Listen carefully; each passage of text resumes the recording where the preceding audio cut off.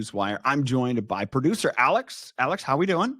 What's up? Doing good. Feeling good. I got my isogenics cleanse started today. So. Okay. He has started a 30-day system. He is going to be just shredded for the summer, walking around the beach, Jacksonville, Ponte Verde, all those areas. But before we get any farther, want to remind you, July 29th and 30th, Coeur d'Alene, Idaho, the Impact Summit with speakers John Maxwell, Graham Cochran, Katie Casada, and Jake Thompson. It's going to be a wonderful 2-day event.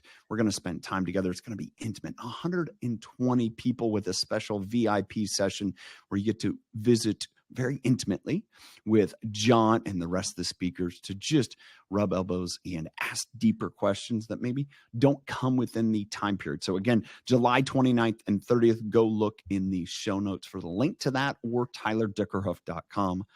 Excited for that event and excited to see you there, Alex. Oh yeah, no, I'm pumped for that one. And Coeur d'Alene is beautiful. I have not been, but I've looked at all the pictures. Oh my goodness. God. Pacific Northwest is a absolute gem when it comes to the summer weather. I actually saw a picture the other day of Flathead Lake. Flathead Lake is in Kalispell, Montana, which is not far from Coeur d'Alene, just a couple hours from here in Spokane. And I have yet to be there. We've lived here in this area 15 years, have yet to take the trip. But there was a picture someone shared. You can go look it up on the internet, Flathead Lake, and an individual had their hand in the water, and it was so clear that you could see their entire hand. And they showed boats, and the boats just sitting on water, and it looked like they were suspended in air because it's so clear. So cool. It's somewhere we need to go. I'm excited. It's not far. It's like a 3-hour drive. That's it. Wow. It's kind of like you going to Miami. Yeah, basically. Miami's not nearly as beautiful and polluted. Well, I mean, when you talk about, the visual, essence, you have the mountains, Rocky Mountains, and then you have South Beach. Okay. That is not what we're here to talk about today. Alex, what do you have on tap for us today on this Monday Newswire? Monday Newswire. So the today's focus is the top 5 regrets people have when they die. And this is by an ex-hospice care worker who worked with a lot of people, in their last few years or months and had a lot of time spent with these people and kind of going down the list. I just thought it was super interesting because it's has to do with a lot that we focus on and we talk about, and we've both gone through different experiences. And the first thing is, I wish I had the courage to live a life true to myself and not the life others expected of me. Go ahead. No. Go ahead. When you read this, what did you think? I loved all of these. And this one, I'm definitely blessed I've always had the encouragement from my parents to do, what I love to do. I mean, they wanted me to be successful and do great things, but it was always, TV and film and video. I studied film digital media in college, and I've always been doing that my whole career. So I've just been blessed and lucky to focus on that from a, professional standpoint. And then from, personal standpoint, always wanting to, find the one, to spend my life with, which I have Ashley now, and we have 2 beautiful children. So it's been nice to just be on that path. But I know a lot of people, I have friends, that, they do things that others want them to do because that's going to make them happy instead of like doing the things they really want to do or love to do. And I'm sure you've probably, have similar stories. What's interesting is, I happened to see this before you brought it up. And I kind of mentioned it. It's not something that hit me initially. It's like, oh man, okay, I can connect with it. But then after doing some time of making some notes and going through, part of it is, I'm lucky in some ways that I didn't grow up in a family or with parents that, man, you have to do X, Y, and Z. There was a point in my life. My dad shares that when I was like 12 or 13 years old, we're at a point in our business, our dairy farm, and my parents were kind of like, all right, do we expand the business and really kind of try to grow and get bigger? And my dad shares that part of the decision where he said no. And for whatever reason, he had this opinion is he didn't want me to be forced to come back to the business, to run the business. And so often I think that goes two ways. I have friends whose family decided to liquidate their business and then they really wanted to be a part of it. And it wasn't there for them. For me, I wouldn't be where I'm at doing what I'm doing and have the experiences had my parents probably decided to do, expand the business and grow it and kind of be really tied down to it at that age of my life. And so having lived through that and my dad sharing those experiences, I can kind of relate to this, but I've never had a point where it's like, oh, I'm doing this for someone else. Right. I'm living this for someone else. I'm living this for my parents, but I know many people. I hear the stories. I see the situations where people are like, I was forced to go to college. I was forced into this career. I wanted to go do something different. I was forced to work in agriculture and I wanted to go be a news and radio personality. I was forced into, going to medical school and I hate it. And you spend several $100,000s of dollars and they're like, I wanted to go be a mechanic. Like a wide breadth. I know that happens. I've heard and interacted with people that have gone through that and just kind of like, just can't wait to either get out from underneath that pressure or, that idea that I can't live the life I want because somebody's going to be upset about it or ashamed of me, or they have expectations that I have to live up to.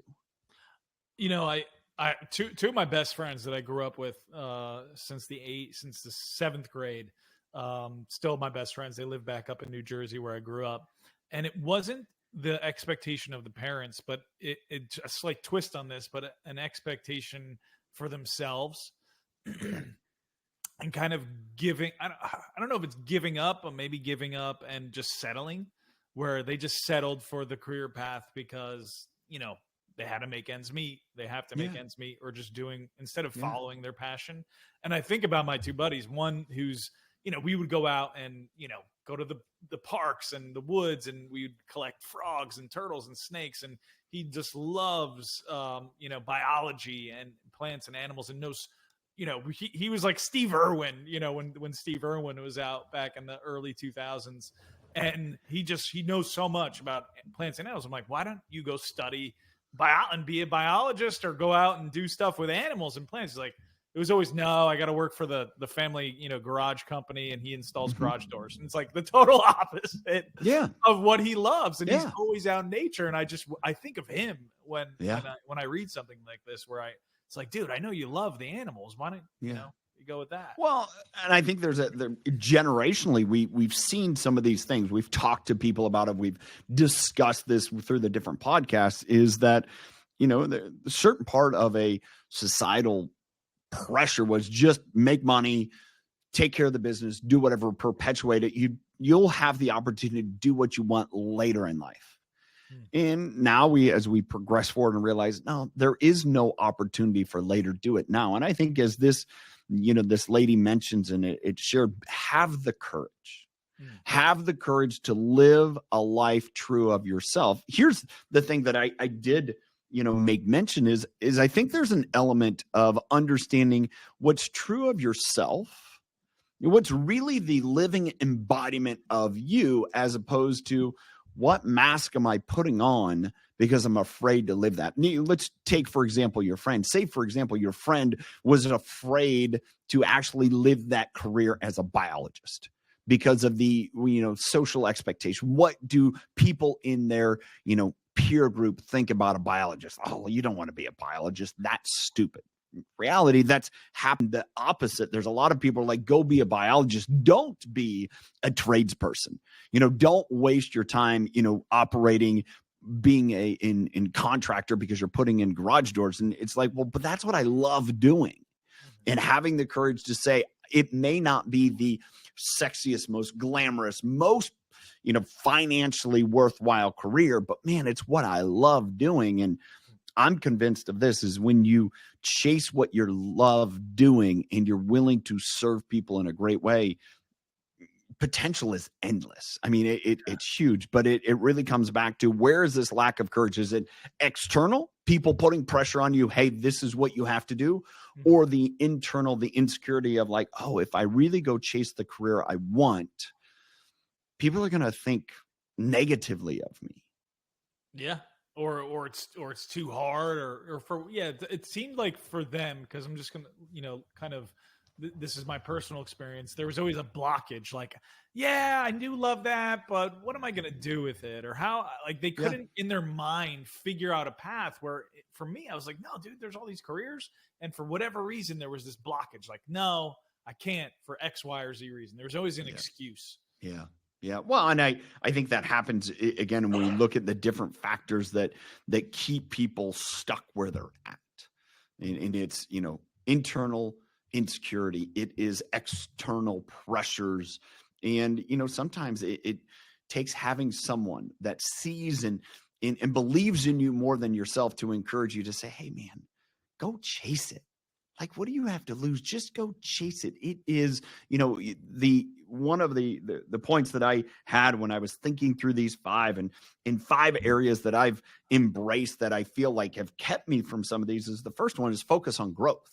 Yeah. Man, if I continue to grow, if I continue to pursue, that's what's led me to where I'm at now.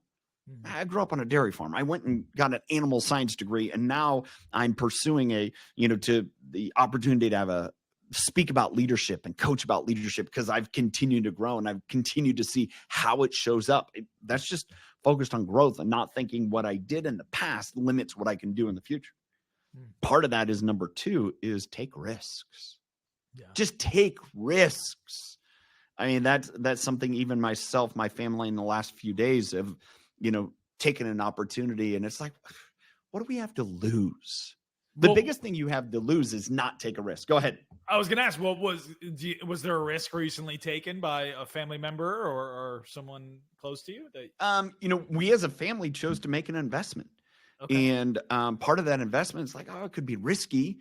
Is it playing with some of our potential retirements? Like, yeah. But here's the thing. I'm 44, right? I'll be 45. Like, if I'm like sitting here and I'm counting pennies because I want to retire at 55, that's one thing. It's like, no, I have no desire.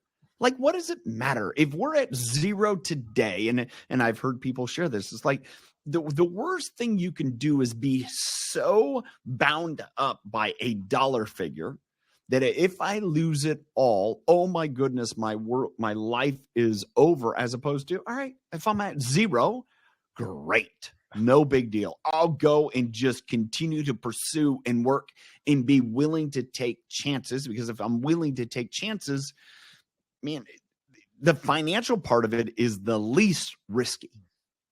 It's the what if you don't, the people you meet, the people you interact with, the growth that happens from the experience. Dude, go for it. Just be willing to do it. And yeah. So that's cool. Going down the list, because we're on number 2 here. Yeah. And this one, I really, I thought about probably a little more than some of the others, but I wish I hadn't worked so hard. And for me, I love what I do, so I don't see it as something that's I work hard and I love what I do. So for me, it's not too troubling to to work because I love it so much.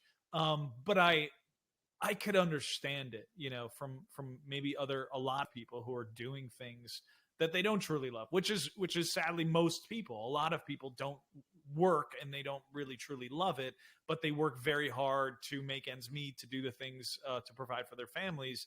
But then thinking about these people are dying, they're in their deathbed, and they're saying this: I wish I hadn't worked so hard. So they probably wish they had spent more time just living life and doing something else. The part of me that hits me here, and again, yourself as a dad, 2 young kids, myself as kids much older, you look at people that kids, no kids, it doesn't matter, is understanding at what cost. And I think you kind of bring that up. You get to your deathbed, you get later in life, and you realize that, to pursue, to chase a status, an accolade, a success, at what cost? And, I think it's times easier in life when you're single and you don't have anyone else. Yeah. I mean, what else do you have to do? I've shared before I met my wife, I did two things. I worked and I worked out. That's it. I didn't have anything else to do. And, what happened in certain parts of my life that continued on. And, that just because that was part of my lifestyle. And then I had to reflect and say, all right, do I want that for my kids? And I want to see me working hard. I want them to see me willing to put in the effort. But I also have to recognize and understand if I'm willing to put in the effort just to put in the effort and forsake them, at some point, they're not going to be around. And am I saying that, hey, my time at work or whatever I'm doing is more important than you? And there's a balance there. There's sometimes they need to see me working hard. They need to see my wife putting in effort and doing work. But there's also time where I want them to appreciate, say, hey, you're more important than me going and chasing a speaking engagement or a status or an accolade. Now, there may be times where those are the next things to do. It's like, yeah, I have to make sacrifices. But, I think back to our friend Alex Hormozy, where he challenged people to skip their, a dance recital to chase. And I'm like, why? Like, no, it's not worth it. Now, are there some times where it's out of your control? Yeah, I've been there, but not by choice. Not saying I'm going to spend an extra 2 hours creating content and doing X, Y, and Z, going and chasing something at the expense of my daughter. No, I do those things for the benefit of my daughter. So yeah, there's been times it's been out of my control. I've made mistakes, but not at the expense.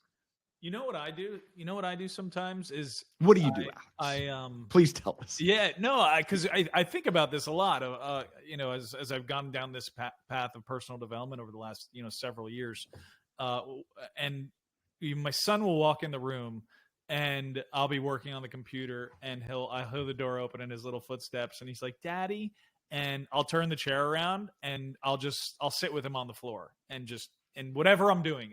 I could be in the middle of writing something that's really important or anything. It doesn't matter. I will just sit with him and just thinking on, he's only this small, this little for so long. And then he's going to get older and he's going to want less and less of my time.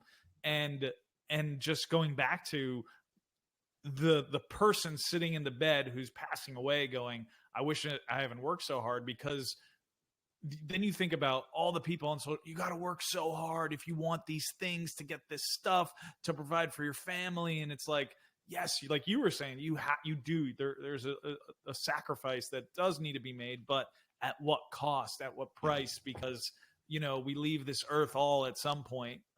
We don't know when that is, and where do you want to spend that time with the people you love? And I think about that a lot. It's important. Well, oftentimes it's, hard work is rewarded. There's organizations I've been a part of where hard work is a value and attribute that is recognized and celebrated. And hard work is great. And that is something that I admire, both as a personality, but also as a personal drive. But then there's also something beyond that, and that's working smart. And just because you work harder, you put in more hours, does not mean you're working smarter. And I think the caveat that often catches people is I continue to work harder, but yet not smarter. And we talked the other day about AI. Had Holly Tate as a podcast guest, and she shared some things about AI and the opportunity to work smarter. Right. Be more efficient. And I think that is one of the things as we look at this is I wish I wouldn't have worked so hard, because I chose to work hard instead of smart, and understand what makes, smart decisions. And oftentimes people that I know, the more effective they are, they realize what they do great rather than trying to do it all. Yeah. They do what they do great, and it allows time to spend. So that's one thing. The next thing I wanted to share is I was lucky. I grew up on a farm. So I got to work a lot hand in hand with my parents. I spent a lot of time working with them. To be honest, it's been challenging to do that as myself, my wife. We try to involve our kids at times in what we're doing and have them, do work, but it's just not as easy. Even, around my farm, I have my kids help, and it isn't always perfect and easy, but it is something I try to do with them, because there's twofold. Like you just mentioned, sitting down with your son on the floor saying, hey, I'm going to engage with you. There's that part of bringing work to, hey, it's part of our lifestyle. For me, it's also showing the work ethic, but also that's time spent. Yeah. And it can be fun, enjoyable time where you can interact and discuss. The ability to do that with kids and show them what, work isn't all bad. There's the idea of people that are, I know people that absolutely work just so they can play. And then people that play and then work a little bit just so they can play more. And that's a very, I don't understand that mentality. I didn't grow up in that type of framework and ideology where it's like, understand and appreciate both of them. I'm not saying one's right and one's wrong. I have a hard time understanding it. No, I think that the best takeaway for me was like being smart, right? How can we work smarter, more efficiently, so we can get the time back to do the things and spend the time with the people we love, like that's the alpha. Yeah, that's great. All right, going down the list because we're on number 3. I wish I had the courage to express my feelings. I didn't. I'm still thinking about this one because I think I'm pretty. I express my feelings pretty directly and with everyone. I don't know how do you take that expressing feelings? I think that is a regret. The point here, and I thought about some of the work that I've done, is understanding and owning your feelings. Mm-hmm. And I think there's a difference that, maturing. I have 3 teenagers right now, and watching them go through that process of learning their feelings, how to express their feelings, what feelings are normal, what feelings are just, there's some to internalize, there's some to externalize. Mm-hmm. And it's understanding that process and this idea of having courage. I think oftentimes people can be forced into a situation of what you feel and think is irrelevant. Just tuck that away. Yeah. Listen to me. I'm the authoritarian, whether that's a parent, whether that is a coach, whether that is a boss. Again, I reflect back to the podcast last week. Holly shared that as part of growing in leadership and evolving is, instead of turning to younger individuals or junior individuals within the organization and saying, hey, just take and run with this.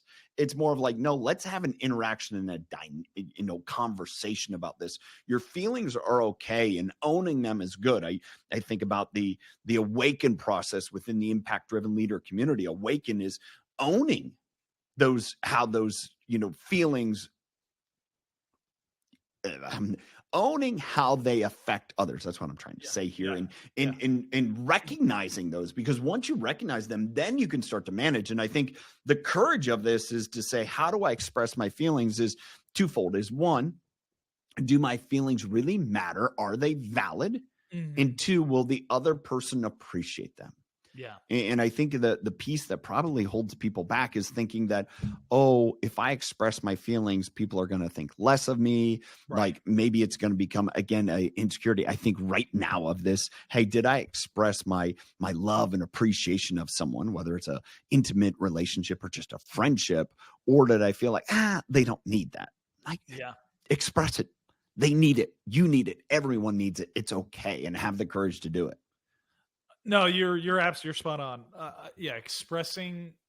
I think a lot of people, and I found myself that I could be that way sometimes. Where, man, I wish I had said that to that certain person, and I didn't. And those are things that sometimes you reflect on. Like, man, why didn't you? Might get out of a meeting, you might get out of a conversation with your wife or your kids or a friend, a parent, and you're like, wait, why didn't I? Damn, I should have just said that. Why did I wait or not say that? And it is a lot of I don't want to stir up anything. I don't want to cause any problems. They might not care about my feelings in maybe a professional setting and respect what I have to say. They're going to reject it anyway and go with what they want. I could totally see all of those situations, have happened in my life. Well, one of the things before we move on here is that I recognize, and is often we don't give positive feedback. Often we don't give accolades to people. It's like, they hear that enough. And the reality is that it's really no. People rarely, and I've had that opportunity where I've acted and I've accepted that. Hey, you know what? Just reach out to us. I'm thinking about someone. Hey, you know what? I just want to say I really appreciate what you're doing. And oftentimes when that happens, when I've seen that happen, they're like, wow, thank you so much. And I know even for myself, when people, I just had a week or so, one of my childhood mentors, this is a veterinarian for our farm, family friend. I spent Saturdays with him from 8 until 19. I wanted to be a veterinarian. And he reached out and he sent me a message. He said, Tyler, I see what you're doing. I see the event coming up. Man, I'm just so proud of you and all the things. And I mean, this is a guy that, lived through a lot of my rough, ups and downs teenage years. Like, spent a lot of time with this guy. And that's meaningful. Did he need to say that? No. But again, the courage he had to reach out and express that, cool. I think we have to pinpoint and say, it took courage, instead of thinking, Tyler's moved on. He's doing so many other things. He doesn't need to hear that from me. Right, man, that really meant a lot to me. Yeah, that's a great takeaway. You can express, if you see something about a friend, a former colleague, and something that, great they did, maybe you haven't spoken to them in a couple of years, the courage to just say, hey, I saw what you did. That was so cool. I've done that before. And and received it before as well. And it makes you feel so good when you give. And then also, when someone says something to you that you were just not expecting. Yeah. It could light up your day. It could if you're listening right now, you're watching right now, just put on pause and go do that. Just scroll through your phone, find someone maybe you haven't talked to, or maybe you saw someone. Just reach out, tell them that you're thinking about them and that you appreciate whatever they're doing. All right. What do we got next, Alex? All right, going down the line. I wish I had stayed in touch with my friends. Friendship. Yeah, see, that last comment, that last action is a way to stay in touch with friends. Boom. If you didn't do it, go do it now. Okay. Yeah. So you mentioned 2 of your childhood friends. We've talked about that earlier within this segment. Have you stayed in contact with a lot of your friends over the years, or how's that gone for you, Alex? Yeah, I have. I'm the connection friend. Okay. Everything has always went through me and gone through me to connect. So I've been good about that. You're the Don. What is it? You are the Don. I'm the Don. You're the Don. I'm the Don. Do people come to you to kiss the ring? It's all starting to come together. Yes. New Jersey, Ukrainian family immigrants. Wow. If you don't Brooklyn, know, listening to Alex, I mean, goodness gracious. I am enlightened right now. That's funny, dude. But no, I think I've done a really good job over the years. I would say since though I've had children and had this family, it's been less. But it is friends have always been important to me, and I've had blessed with some really awesome friends throughout my life. And we communicate, whether it's once a week or through text or once a month, depends on the friend group. I really appreciate friendships. They mean a lot to me, and it's something that as I've gone through life, and I've meeting you, Tyler, and meeting people, I really care. I care about my friendships and my relationships, and they become more to me. And I like to stay in touch with people and just see how they're doing and how they're how things are going. It gets harder as you meet more people through the years, but you keep a core group. But it's been something that I think I've been pretty decent at through the years. This is something interesting. I believe we ebb and flow. I believe, if I'm to do a graphic, you're watching that our relationships go like this. We grow apart, we grow together, we grow apart, we grow together. And I think this comes back to one of my first comments of things that I've done that I reflect on these 5 wishes is I've focused on growth. And part of that is as I've grown, people have either grown away or grown to me. I think about some of the longest term relationships. There's 2 guys that are right now, they happen to be both men, that are part of the Impact Driven Leader Roundtable. So my private cohort group, where we go through kind of weekly Zoom throughout the year and go through leadership growth things. Mhm. One of them, we were in kindergarten together. No way. I live in Washington. He lives in Ohio. We were in kindergarten together, and he's part of the group. There's another guy that's a part of the group who we didn't go to elementary school. We knew each other. His grandmother was my second grade teacher, and we knew each other early on. His family had a dairy farm. I had a dairy farm close. I knew his, aunts and uncles and those things. So we've known each other a long time.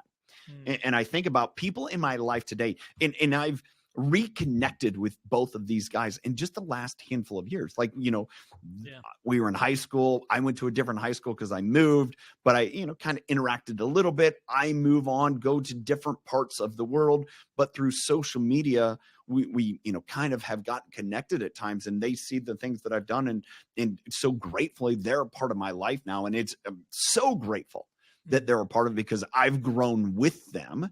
And it's just fun to think that, we grew apart and then grew back. And I have other relationships the same way. And people, I think of one of my closest friends. I mean, he and I have been friends since 1992. And grew up in different states. He grew up in Pennsylvania. I grew up in Ohio. We ended up going to college together. We were roommates when I first lived in California. And we've interacted a lot. And it's just, I have a few of those, but I'll go meet somebody today and be grateful for that interaction and the ability to create a new friend, and know that part of that is an enjoyment, but also a skill that I have to be able to find new people, recognize people, and see them again in the future. Yeah, I mean, that reminds me. There's a friend of mine that we used to talk every single week, almost every single day. But since I've moved, I have not been in touch with him. I'm going to go on the phone right after this and shoot him a message because it's been a minute. That. There you go. Perfect. Yeah. I will engage in this as well. I'll take my own advice. There's absolutely people. There's actually two guys that I haven't talked to in quite a while. Guys that I've known for 30 plus years. One buddy said it was their collective birthdays today. He screwed me over because it was not today. It is Wednesday, but I got to interact with both of them. So I'll continue on the text message. And it's been a couple years. I haven't run into them, but these are guys that are pretty close friends. And that just is ebb and flow. But it takes an intention. It takes a consciousness instead of being like, relying on people always to reach out. It's like, no, be willing to reach out. Understand that it'll come back around. All right. Number 5. That reminder. Yeah. Number 5, the last one on the list, which is, I mean, we can go on for this one. I wish that I had let myself be happier. Happier, happiness, joy. This spurred a question to me. What is happy? And I think that to me isn't part of it. You're thinking of, all right, your deathbed is, I wish I had been happier. Well, what's happy? Is happy having possessions? Is happy having, relationships? Is happy being just in a mood where you're smiling and embracing life? What is happy? And to me, that's the big question, because often my wife will say, are you happy? I'm like, yeah, I'm great. I'm intense. I may be focused. I may be trying to get things done. I may be frustrated about something. Yeah. But I'm happy. I'm not an unhappy, oh my goodness, woe is life. My life sucks. I'm not like, the sun's shining. Like, it's all good. Now, what does happy mean? And I think that's what is the interesting part here is, what is happy? And if you're waiting on some type of external stimuli to be happy, that's the problem. It's an internal job. Happiness is an internal state, and it's an internal decision. It's a mindset and a belief. Yeah, I'm happy. Sure. I think, happiness, I think of joy and peace. For me, being at peace, at balance, where I'm not really stressing or even thinking about anything. I'm in a kind of this state of just peace. Everyone's healthy. Got my family around, maybe some friends. Weather's good or bad. It really won't affect my mood. And just being, really aware of those emotions and those feelings, and not letting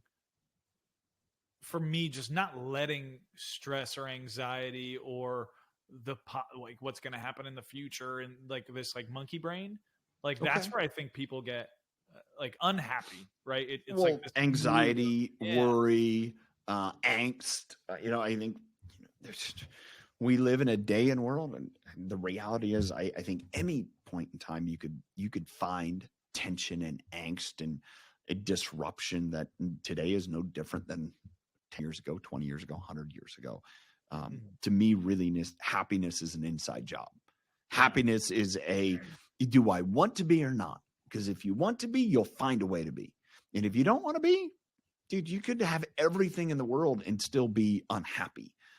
It to me is really an internal mindset of, are you happy? Now, yeah, I will say this. Okay. Sometimes you need to remind your face to tell people, to let people know you're happy. And that's a thing for me. It's like, yeah, I'm happy, but my face may not show that I'm happy. Yeah. And it is a choice, right? You could choose to be pissed off or unhappy. Yeah. And we all go through those moments. But, I'm just thinking again back to this person who's sitting in their deathbed and the thoughts that are going through their mind. It's interesting that these are the things they chose, right? Like, they're basically telling you at a time of leaving this earth, like if you can really get your mind there, like the death, like I'm about to leave this place, that they're saying, don't stress. Don't overthink. You stop and think about it. If we look at these 5 points, and which one, for me, there's many of them, most of them, all of them are a mindset to live your life, not what others wanted you. That's a mindset and a choice. The wish I wouldn't have worked hard. That's a mindset and a choice. I wish I had the courage to express my feelings. That's a mindset and choice. Wish I had stayed in touch with others. That's a mindset and choice. And wish I had lived a happier life. That's a mindset and choice. None of those are financial. None of those are status. None of those are, skill qualifications. They're all mindsets. And to me, that's what's interesting and most profound, again, as we talk through what's important in relationships, what's important in leadership, what's important for us to go about our day. Is it the skills and tactics, or is it the mindset? I look at this and say, dude, it's all mindset. All back to the mind. Yeah. And emotional intelligence, self-awareness.